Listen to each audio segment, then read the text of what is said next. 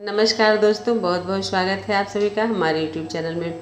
दोस्तों, आज एक बहुत ही मन को झकझोर देने वाला मार्मिक कहानी का नाम है नालायक। आप पूरी कहानी सुनिएगा और हमें नालायक का भी ख्याल क्यों रखना चाहिए, आइए इस पूरी कहानी में सुनते हैं। एक दंपत्ति है, मास्टर जी हैं और उनकी पत्नी हैं।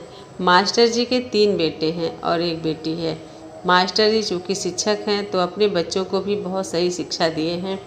उनके बड़े बेटे और मझले बेटे, दोनों बेटे, बड़ा बेटा डॉक्टर है और दूसरा इंजीनियर है। दोनों शुरू से ही पढ़ाई में बहुत अच्छे थे और दोनों मन लगा के पढ़े।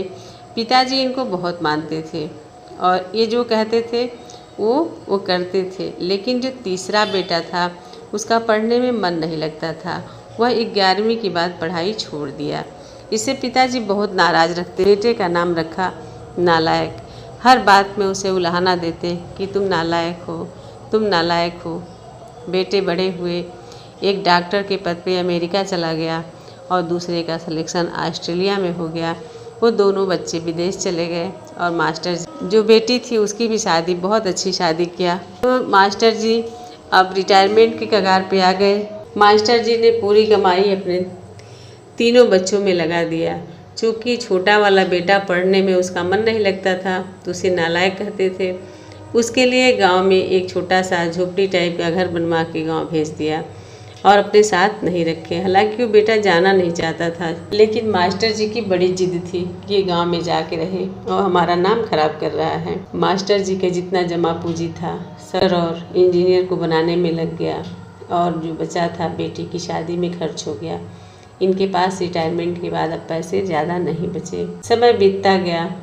4-5 साल के बाद मास्टर जी और उनकी पत्नी मास्टरनी जी कहीं घूमने जा रहे थे। अचानक एक्सीडेंट हो गया और मास्टर जी तो थोड़ी सी चोट खाए ठीक थे, लेकिन उनकी पत्नी को काफ़ी चोटें आई थी और गाड़ी बुरी तरीके से ध्वस्त हो गई थी। फिर उन्होंने वहीं से अपने बड़े बेटे को फ़ोन किया कि बेटा कुछ पैसे भेज दो और तुम्हारी माँ की तबीयत बहुत ख़राब है, माँ तुम्हारी बहुत सीरियस है, आ जाओ। बड़ा बेटा कहता है कि पिताजी अभी तो मैं सेटलमेंट हुआ हूँ, अभी मैं नहीं आ सकता और आप पैसे किसी से ले लीजिए, हम बाद में दे देंगे। यह कह के बेटा फ़ोन काट देता है। दूसरा बेटा जो ऑस्ट्रेलिया में है, इंजीनियर है, उसके पास फ़ोन करते हैं तो दूसरा बेटा कहता है पिताजी मैं आ तो नहीं सकता, मैं पैसे भेज दूंगा, आप चिंता ना करें और आप माताजी का इलाज कराएं। फिर फ़ोन कट जाता है। मास्टर जी बहुत दुखी होते हैं और किसी तरीके से जो है एक छोटे से हॉस्पिटल में अपनी पत्नी को एडमिट करते हैं और थके हारे मादे वहीं हॉस्पिटल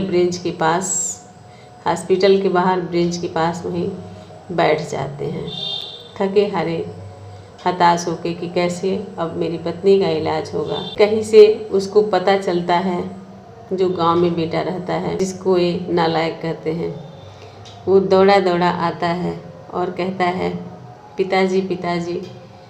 तो ये देखते हैं कौन, फिर देखते हैं सामने जो है उनका वही छोटा बेटा नालायक खड़ा था। तो कहता है पिताजी आपने हमें फ़ोन क्यों नहीं किया, मैं आपका नालायक बेटा। वो उसको तवज्जो नहीं देते हैं और फिर वो जो है कहता है पिताजी आप परेशान मत होइए, माताजी का इलाज होगा और सब अच्छा होगा।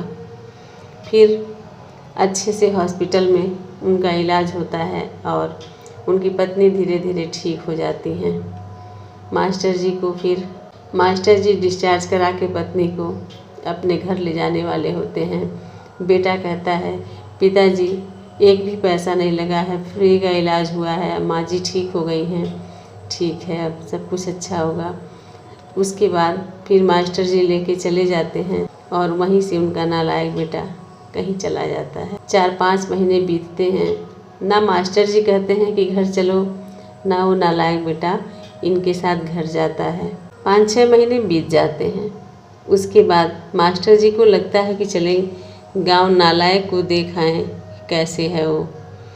तो दोनों पति पत्नी गांव जाते हैं तो एक छोटी भाई पुरानी झोपड़ी है उस झोपड़ी में ताला बंद है और खेत के पास जाते हैं। उस खेत में कोई और जोत रहा होता है।